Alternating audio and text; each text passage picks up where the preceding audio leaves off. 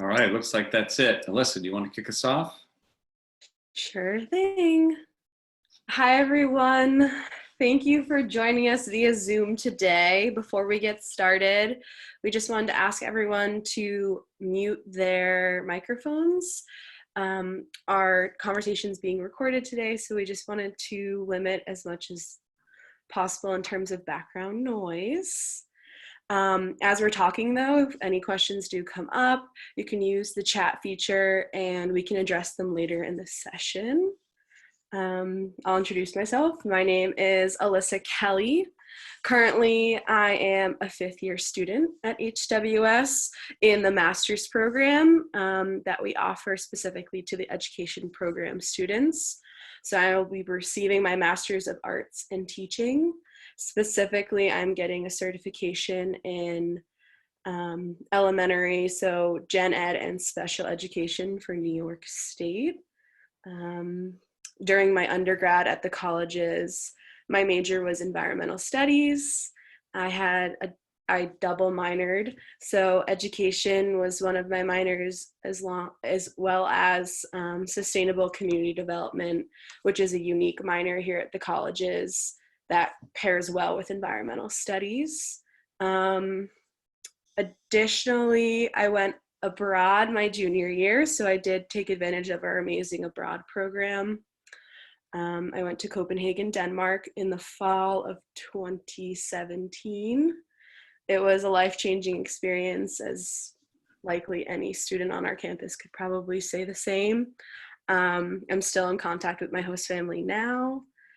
I was also an RA on campus. I was a part of a few clubs as well, so I really had a great chance throughout my 5 years to meet different people and interact with different groups on campus, which was really amazing. I'm joined by Tess Weber and Professor of Education Jim Makinster. Good morning. And we're going to talk about academic advising at HWS. Tess, do you want to introduce yourself before we get started? Yeah, sure. Hi, everyone. I'm Tess Weber, and I'm a current first year at the colleges, and I'm from Buffalo, New York. I haven't declared my major yet, but I'm strongly thinking about chemistry, and I'm currently on that path.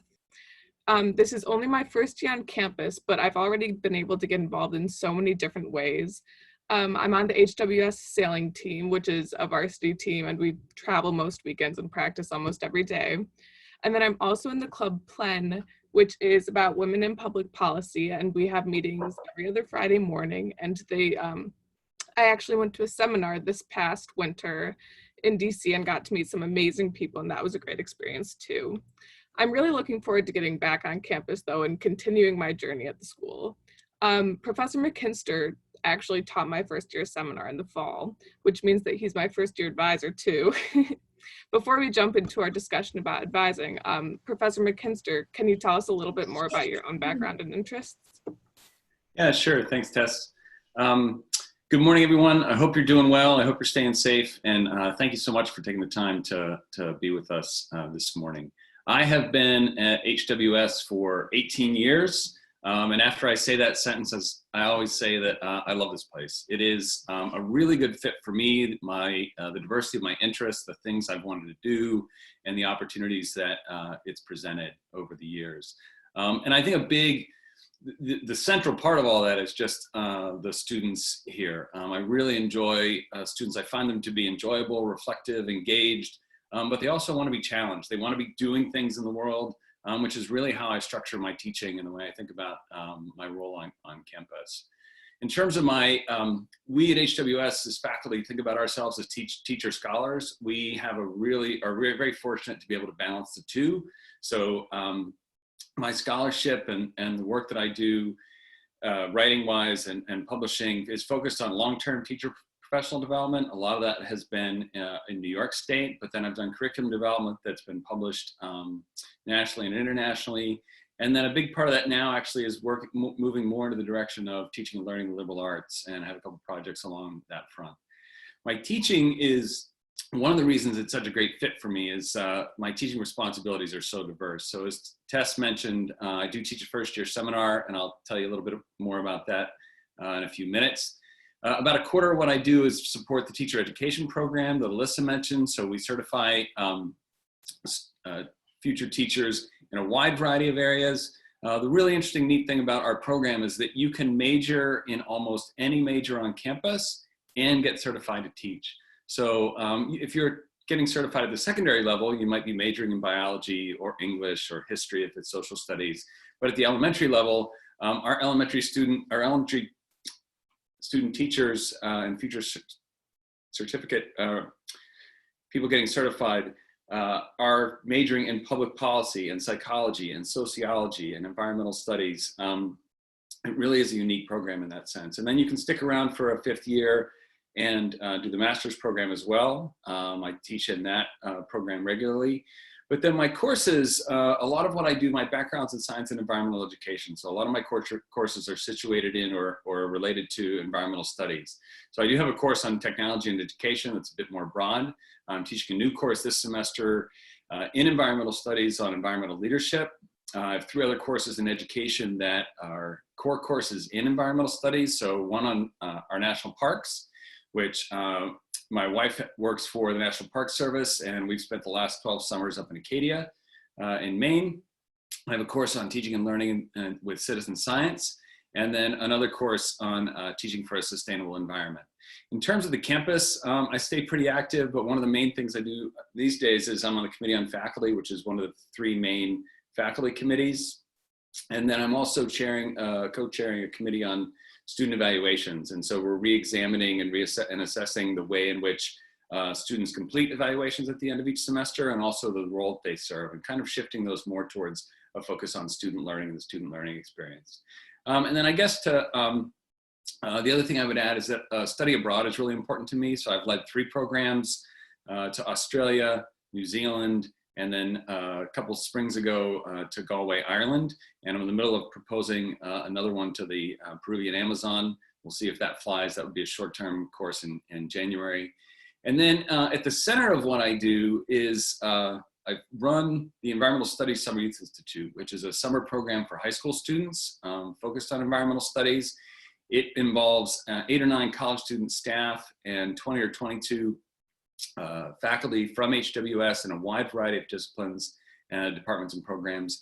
And it is 2 weeks, it's 50 students from all over the country and all over the world. And as you might imagine, we're kind of rethinking that this summer and going to determine the next week or 2 whether or not we teach that in a face-to-face manner, as we always have, or we move that online. And that will be, is definitely going to be an interesting adventure. I think that was everything I was going to say. Tess, can I throw it back to you? Yeah, you can. So just to clarify to everyone, a huge difference from other schools that HWS has is that throughout the years, you have multiple different advisors. So this first year, I have Professor Makinster as my advisor, but as I declare a major, when I do declare my major in chemistry, I'll pick a faculty member from the chemistry department to be my advisor, which is actually amazing too, and I'll speak a little bit more to that. This week is technically advising week right now, and Professor Makinster, for as amazing as he is, he cannot speak as much to the chemistry department as the faculty in that department. So I've actually been on Zoom meet. The department has been super great and super flexible with me too. And I actually Zoomed with the professor that I've never had before, which is extremely grateful and I'm sure rare to other schools as well. So Professor Makinster, can you explain how the advisors are assigned or chosen in the first year and beyond? Sorry, we've had a first year seminar or a first year program for a long time, and a big part of that is the first year seminar. So students, when they're admitted, are able to choose among a variety of first year seminars that are offered. Those first year seminars are focused on a topic chosen by the faculty member. And Mine was a conversation that grew out of conversation with a colleague of mine, Dean Hussein, who's now Dean of Hobart College. For a number of years, we were considering and talking about, would it be fun to teach a first-year seminar wrapped around stand-up comedy? And really using comedy and comedians as a means to analyze ourselves, our communities, society, and a variety of different issues, especially along axes of diversities or some of the challenges that we face in this country and beyond.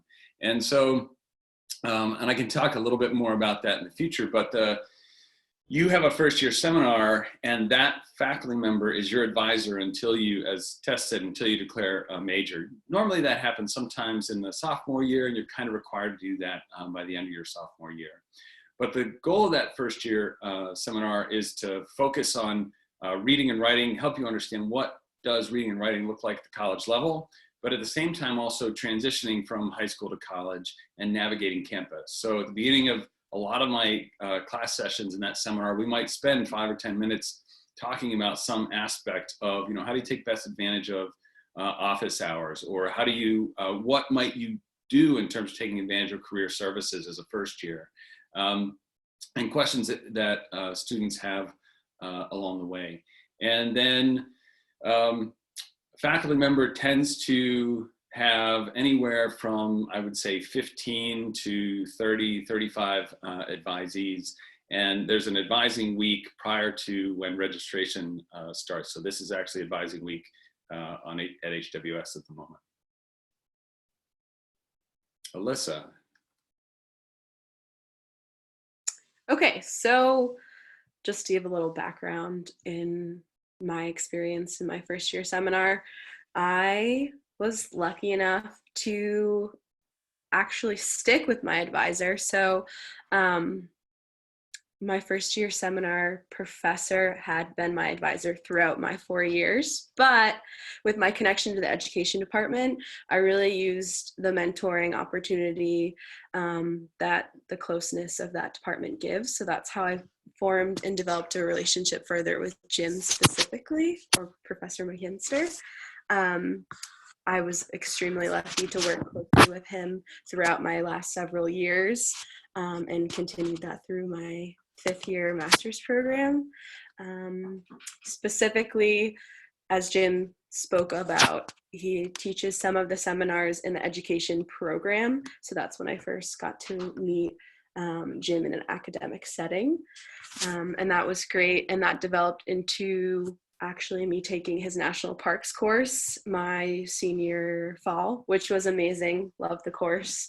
Was super, super informative for someone that's interested but doesn't actually have extensive experience with the parks system. But what I love about this school and the departments that I've had close connections with is you do have that ability to form relationships with professors that don't necessarily serve the role as your advisor, but can make time for you and are eager to do so, meet with you one-on-one or via email or even a phone call if you need that as well, just to talk through different decisions, because the liberal arts experience is so interdisciplinary. So a lot of my courses for environmental studies also crossed over to education or psychology or sociology. I was really grateful to have the relationship that I do with Professor Makinster. In my senior year, actually, I got to complete my environmental studies capstone, which is kind of your final project to complete your major in whatever discipline that you chose. And instead of doing the class setting, I did a independent study with Professor Makinster and combined my 2 passions of teaching and environmental studies to develop a curriculum for 6th graders, I believe. And that was amazing. So although it might seem just a one-on-one kind of experience with your advisor once you've decided on your major, it really develops with your relationships that you build through classes, through clubs, through different lectures. So it's really amazing to find those opportunities to kind of have a sounding board and help you lead yourself into a good direction of what you're interested in and what you hope to develop into a career eventually. Professor Makinster, can you expand on what, at a minimum, the advisor and the advisee accomplish together, and also what can happen when the partnership really sings? Yeah, sure. So as I mentioned before, I meet with my advisees every semester. We're doing that over Zoom now. And the goal primarily is to plan courses. So to have conversations around what courses, how are your courses going this semester? Is there anything that you need? Talking about kind of success and supports and opportunities. But then really thinking about for the fall at this point, what courses are they planning to take next? And for first years, going into their sophomore year, it really should be about trying to figure out what are you going to major or minor in. And I would say there's a huge amount of diversity in terms of student comfort level and awareness or understanding of what it is they want to major or minor in. I have a lot of empathy for that. I changed my major 5 times while I was an undergrad, and I ended up just fine. So, but it was one of those things where I tend to explore. I just sink myself into something and go headlong into it, and then figured out, oh, wait a minute, that wasn't quite it. And the last one wasn't really a major change. I went into biology pre-med after math and philosophy and a few other things, and then ended up doing research with a faculty member and ended up switching into ecology and evolution. So we're really trying to think about what courses are you taking? How does that meet academic requirements? How is that setting you up for exploring one major or the other, making sure that students have the introductory courses that they need if they want to explore a major in more detail, and then talking about career aspirations. And I think, what does it mean for a relationship to sing? I think it means that we both understand one another. I want to know my students as people, and I want them to know me as well. All my students know that we take the first entire class of any semester just doing introductions, and those introductions and the things that they share and the things that I share during that first class, but also conversations before class, during small group activities, things outside of class, all of those things inform the way that I teach and the way that I interact with my students, whether in class or as advisees. And I think that's what I want to do, is help the more I understand my students, the more I can help them make choices about their academic coursework that complements who they are, what their ambitions are, what their experiences are, the campus activities that they're engaged in. Oftentimes that's student athletics, work responsibilities, summer responsibilities, and figuring out how do they best take advantage of the incredible number of opportunities that they have in front of them. And I think that's really a big part of my job, is helping students realize, oh, you should be thinking about this. Oh, you should be thinking about this. And Tess and I have had those conversations over the last year, even putting on her radar some things that in her junior or senior year, she might want to consider and just have in mind as she moves forward. Tess. Yeah, I'd like to speak to that for a second too. I actually met with Professor Makinster within this past week. We had a Zoom meeting to talk about my schedule for the upcoming year. And it was really helpful. And even though he isn't a chemistry major, Professor Makinster pointed out that the most important thing is getting real life experience for chemistry and actually doing research within the faculty. And you can do summer research and you can do other programs like that. And it was really helpful too, because Professor Makinster actually, talking to an advisor lets you know how much you can succeed, because as a chemistry major, it's one of the majors that has the highest number of classes to complete. And I was really interested in double minoring in international relations and physics. And I wasn't really sure if that was possible, but Professor Makinster helped to point out that it is possible. It'll be a lot of work, but something that I'm definitely up to. So just one last question before we open it up to the audience, to the rest of you guys. How does the HWS advising model help students to succeed after graduation and beyond? Yeah, no, it's a great question. And I think what that makes me think about is, what do we mean by a successfully educated student? And I think that means something specific in a liberal arts institution. I'm sure a lot of you are looking at a variety of different schools. I went to a mid-sized state school, and then I went to a really large Research One institution for both of my graduate degrees. But there is something special about a liberal arts college, and it's not about training you to do one thing. It's really what I mean when I think about a successfully educated student at the end of 4 years. They have 3 or 4 legitimate options that they might choose to pursue in terms of careers or graduate school or running off across the world in terms of Peace Corps or AmeriCorps or otherwise. And we want you to graduate just as really interesting people, right? Who are going to go out in the world and have a significant impact. That our mission statement of leading lives of consequence is really true. That's my goal, is to help you figure out how do you take advantage of what your passions are, what your interests are, what your talents and abilities are. And I love to work with students over a 3 or 4 year period and see that growth. And then having those conversations as seniors, right? And I've had a number of these, of helping students try to figure out, okay, here are the 3 or 4 paths that I could take. And why might I choose, or why might you choose to do one of those things over the other? And what might that look like for a year or 2 as you try it and say, okay, this is or isn't what I want to do, and then trying something else. And I do, as an advisor, my job is to push and pull students. Sometimes it's pulling them along and helping them see that certain things are possible. And sometimes it's pushing them out into the world and enabling them to take chances, you know, as a summer internship, or working with a particular faculty member, or taking a particular class. And at the same time, my job is to both help students recognize opportunities, but also remove barriers. I always say one of the most important words in any academic setting and policies and so forth that are out there is the word normally. And so that normally piece is something that, well, normally this is what's done, but let's see if we can work with this office or this particular person to see if we can help you achieve what you want to achieve. All right. So let's see if what questions the audience has for us. And you're welcome to submit them in the chat window. I have a question from one of our lovely attendees that I can good. say aloud and have us all give feedback on. When will we decide on what our first year seminar will be? So my experience was somewhat unique in that I was in a living and learning community, which is a first year program that I am a strong advocate for. It essentially means that through the college's efforts, you live amongst students that are in your first year seminar so that you can live and learn together. Mine was a full year. I don't believe they are all full years, or they all have to be an entire year at this point.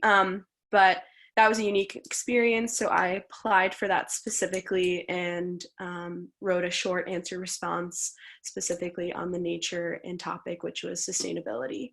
So I'm not sure. I think Jim might be able to speak more so on living and learning communities, but as well as first year decisions for seminars. Yeah, it's normally as you fill out paperwork and forms and so forth in the summer, you can choose that. You'll see a list of the, it's probably, I would guess, around 20 to 25 first year seminars that are offered each year, and you can rank what are your top 3 or 4 choices. And almost always students get, you know, their first or second choice in terms of first year seminars. Tess, did you have anything to add to that? Well, since I kind of went through the process last year, as Professor Makinster says, there is a list of about 20. And as I remember it, at least the year that I did it, you go through and you select about 10 that you would be somewhat interested in, and then later through the process there's like a typing box that you can type in your top couple of choices and why you would choose them. Yeah, and through the lens of stand-up comedy was the name of the class that I took with Professor Makinster, and that was definitely one of my top ones.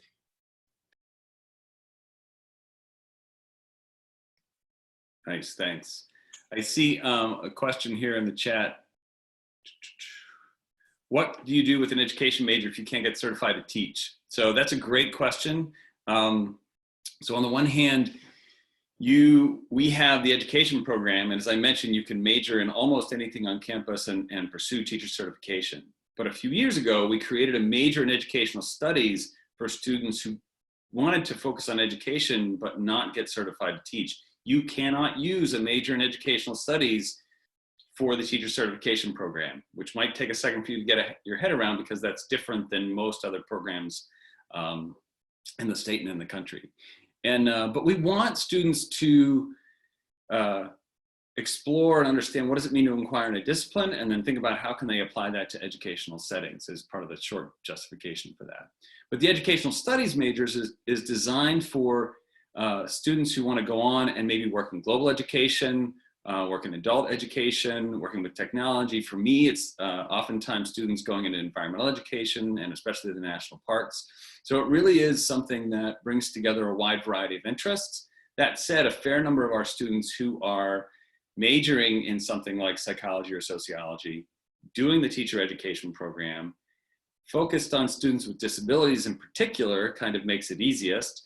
Oftentimes double major in educational studies as well. And it's a way to, again, to highlight your interest in the depth and breadth of what you do. How did I do, Alyssa? Yeah, I can speak on that a little bit. And Jim, pop in, correct me if I'm wrong, but you can also choose to do the education major separate of the program and graduate, explore a little bit, get, your toes in the world pond and figure it out. And then you can decide to go back and do a certification program separate to teach if that's something that your interest kind of leads you into. So that also is an option. And I know people that have done that and chosen to carry through that as well. I chose the route of majoring in environmental studies while also being a part of the program, which was really nice for my journey, just because it helped me develop two paths of interest that in certain points met, and I got to explore and do different projects, and where education and environmental studies kind of bumped, and that was really exciting for me. So I think that's the real encouragement of the department and having you do that, having a separate major and also pursuing that interest in teaching. But I will say throughout the journey, you start the education program around sophomore year, just as you are declaring your major. And your minors come a little bit later. There's more time to decide that, but there is always flexibility. I've seen so many students take different avenues within the education department, in parallel to the education department. People have extremely unique paths that work out that can be successful for their chosen decisions, depending on when they change and what happens along the way. Yeah, thanks, Alyssa. One of the questions I got privately from Lucas was, how would somebody wanting to pursue an individual major go through picking classes and making a curriculum, which is a really good question. And actually I have a student I've been working with over the last probably 4 or 5 months.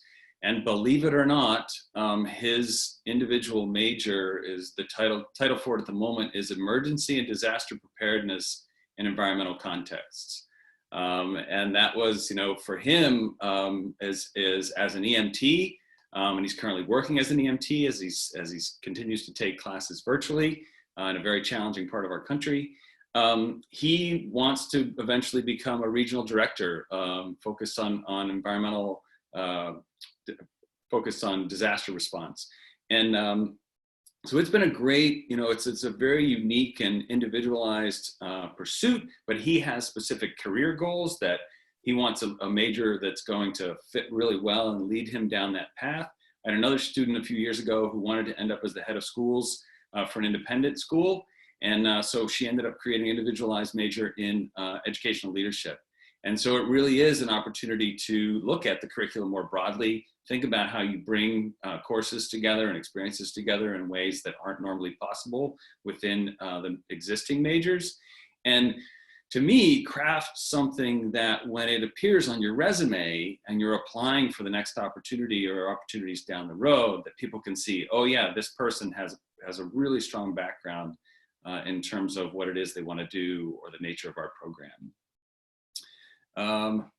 I'm going to throw this out to either Alyssa or Tess. in terms of how would you say Hank had a question of how can your advisor help you get internships?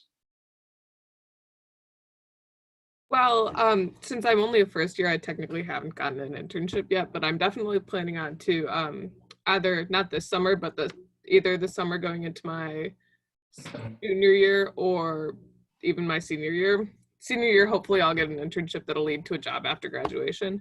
My sister's actually a senior. She's graduating this year from Hobart and William Smith.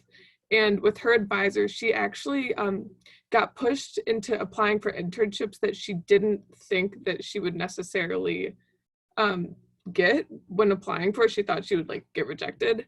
And with her advisors actually pushing her to apply for those internships, she ended up, she has a job lined up after graduation.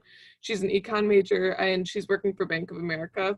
And even with the coronavirus, they actually just sent out an email saying that she definitely still has a job with everything.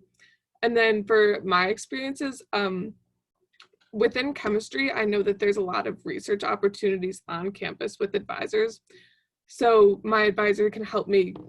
My close relationship with my advisor actually, for summer research at Hobart and William Smith, it's actually pretty competitive to get research with faculty members. So having a close relationship with your advisor will help you get like an into those opportunities, and having that background will also help you get internships down the line. Alyssa, you want to jump in on anything? Yeah, I can speak about my wide variety of internships and jobs that I've had throughout my time at the colleges. I've actually been so grateful and privileged to have the opportunity to work each semester, minus my abroad semester, which has been great financially, but also in terms of discovering what I'm passionate about. And a lot of those connections that I made as a first year were through my first year seminar, the communications that we had through different faculty and staff.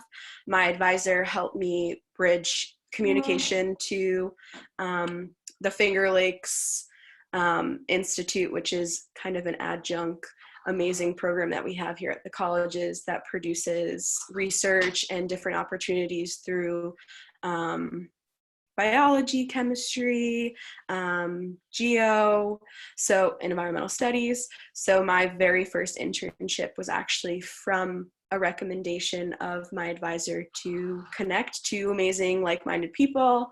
And I worked on the Real Food Challenge, which is a really cool national initiative. I also participated in summer of research here at the colleges. My summer leading into junior year. So I did a lot of data collection and coding, which was helpful for me because it helped me decide that I do not want to look at an Excel sheet for my entire, 9-to-5 job. So that helped me lead a more directed life into education and career development. So that was really, really helpful. And I guess lastly, as I'm blabbering on, I have currently an internship with Jim. I'm helping in our preparation for ESSYI, which is the summer institute that Jim mentioned before. So that's through a connection that I had with not only Jim as a professor, but as a mentor. So you really do have great opportunities here. And we have an amazing program through Career Services that's called Guaranteed Internship Fund. So that basically gives you the opportunity to meet with someone within that office, decide what you're really interested in, what you want to explore a little bit more. They are great about pairing you with opportunities, and then you can use those opportunities without initial payment or salary or stipend from that individual company or community member, and that'll be supplemented through the colleges through our amazing alumni base. So I participated in that as well. It's a cool opportunity, and you can't really beat the stipend that HWS guarantees you as a student to explore your interests further. Yeah, thanks, Alyssa. Tilly asked, if next semester starts virtually or is entirely virtual, how will the advising process change for incoming students? I think that makes me think of two things. One, there's the advising process, but two, there's the teaching experience as well. And teaching remotely creates a variety of both opportunities and challenges, and some more significant challenges for some students more than others. I've been fortunate that both of my classes I have moved from teaching face-to-face to teaching through Zoom. And while it's not ideal, it works. And my environmental leadership class, for example, I tend to teach it's an hour and a half. I tend to teach in 15 to 20-minute chunks. We'll do reading discussions. We'll do small group activities. We can use the breakout rooms for students to work in pairs or groups of 3s and 4s. We've used collaborative documents. We're using other technologies. We were watching some videos yesterday and unpacking those and connecting them to the readings. So a lot of us are trying to kind of do as much student faculty interaction and also facilitate student interaction through Zoom as possible. And then, but then thinking about how do we use courseware tools like Canvas is what we use on campus to create other opportunities. How do we use recorded lectures or videos for students to use? And in the context of a first year seminar, I don't think my experience is going to be that much different in terms of, I think, we'll be able to have conversations about the same topics regarding the services on campus, the Center for Teaching and Learning, career services and otherwise, writing, and a variety of aspects. But I do think in terms of advising, I'm going to need to be, as part of that first year seminar, I'll probably build in one-on-one meetings earlier on in the semester. Not just during advising week, but times that I can interact with students, I can check in, I can get to know them. But I also have students fill out different surveys at different times. So my class yesterday, I just had kind of a check-in about learning. What are some things that resonated with you and worked for you this week? What are some things what are times where you felt most disconnected? What's something that somebody did that you appreciated? But I also, for my advisees, also fill out a survey that helps me understand who they are and what are they doing on campus and what services are they using? Are they a student athlete? What are their career interests? And so I do think it's kind of figuring out how to use technological tools in ways that help us to get some of the information and understand our students better that are easier face-to-face. But I think we can adapt to that pretty well. Do you expect the first year seminar topics to change this year? Yeah, definitely.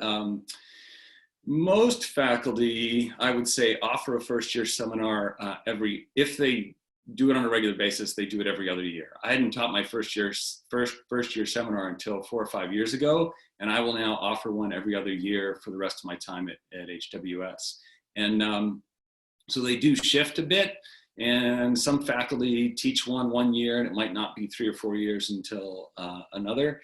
And it is one of those things where this is the third time this past fall was the third time I taught this seminar, and I thought actually this was it. Everything worked the way that I hoped it would when I conceived it. And I thought it was a pretty good experience for both the students and myself. Let's see. I had something to add. Yeah, go ahead.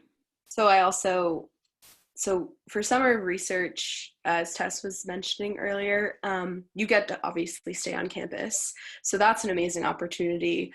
In addition to that and the Guaranteed Internship Fund, there is something called Summer of Service, which is an opportunity for students to be, community activists and advocates within the Geneva community, which will become close to your heart. I can really attest to that. So it's an amazing way to stay on campus, which I always tell students, you have to do it at least once.